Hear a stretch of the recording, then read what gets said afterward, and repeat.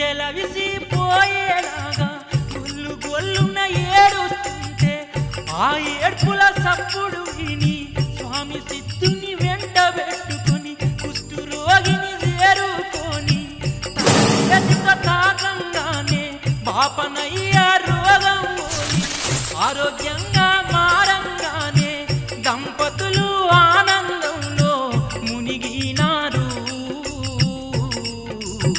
స్వామివారి పాదాలంటి మొక్కినారు.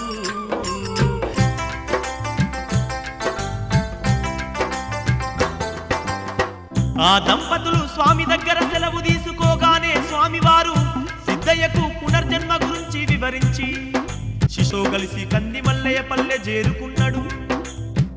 బ్రహ్మంగారు మతభ్రష్టుండేసిందని కడప నవాబుకు ఫిర్యాదు చేయగానే స్వామిని తీసుకురమ్మని